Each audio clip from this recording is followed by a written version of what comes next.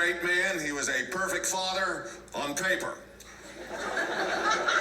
He provided food, clothing, shelter, love, spiritual guidance, fun, never. I mowed yards to take my dad to the baseball game in Cincinnati. Bought 2 tickets, me and my dad at the baseball game. So excited, the field, the players, the noise. I said, isn't this crowd exciting? My dad goes, no. Look at this crowd. Let's leave early and beat the traffic.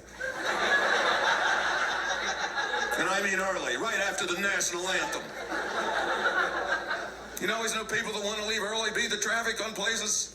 That was my dad, even in church.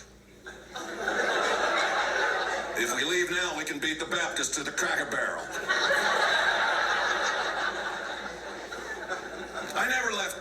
My son and I went to a ball game that was the most exciting rite of passage to me ever. He was 2 years old. We went to the Reds game, Cincinnati. I bought him a Johnny Bench uniform. Real cute. And he enjoyed everything. I was soaking it up. What a proud moment to be a parent.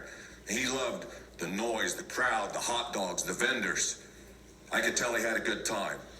Because the next morning, Sunday, and sitting in church at a quiet part, yells out, "Ice cold beer here!" And it was a Catholic church. Guys were going like, "Okay, over here." Said, "Mom, you live in Arizona."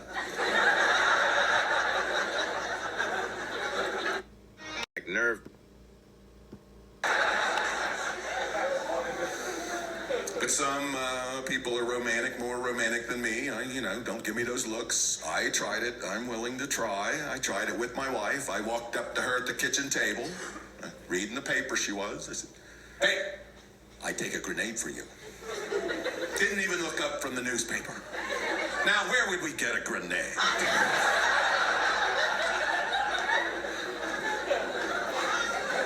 And I used to listen to this band called The Who. Remember at the end of the concert in the 60s? Pete Townsend took a perfectly good guitar and he'd smash it on stage into pieces and kids cheered. They thought it was cool. I thought that was stupid. But 6 months ago, in my driveway in North Carolina, I was doing the exact same thing to a weed whacker that wouldn't start. And I felt liberated. And I was green plastic pieces laying everywhere, and the silence is broken by my wife, the 4th grade school teacher, standing behind me, hands on hips. Does it make you feel good to break something just because it doesn't work? Yes, it does. And then she asked the wife question. Did it have gas in it? I'm not going to answer a stupid question like, did it have gas in it? Because I wasn't sure.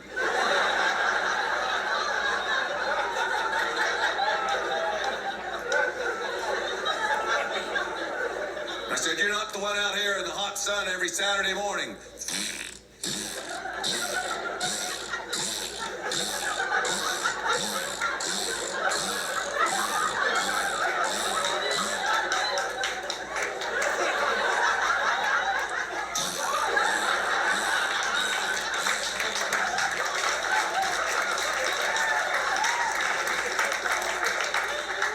And it's not that it won't start. It's that it teases you and gives you the impression that it might.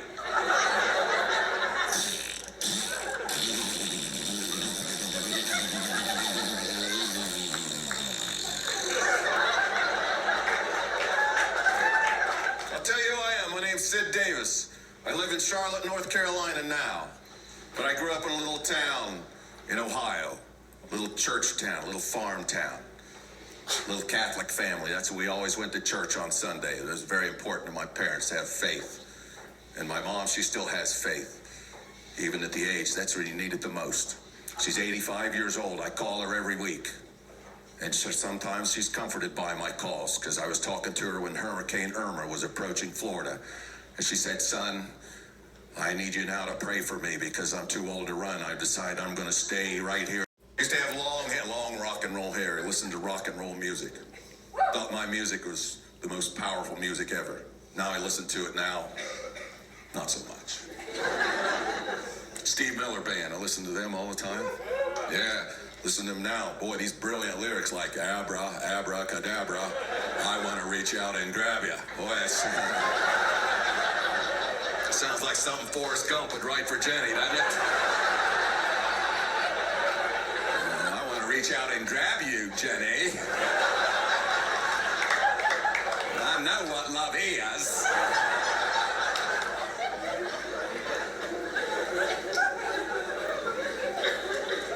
My daughter listens to this guy named Bruno Mars. He has any Bruno fans here? Then you'll know this song's real. I said, play that song again. I want to hear the words. Song called I Would Catch a Grenade for You. This is a love song. I would catch a grenade for you. That sounds like an ISIS wedding song to me. What's romantic about I would catch a grenade for you? It's just in the song I listen to. It's about this heartbroken guy telling this girl, I would catch a grenade for you, cut my hand with a blade for you, jump in front of a train for you, put a bullet in my brain for you. This guy doesn't take rejection well, does he? Grow up, be a real man, slash your tires and move on. That's it. If my daughter brought home a guy and said, sir, I would take a grenade for her, I say, prove it, son, and then that would be that.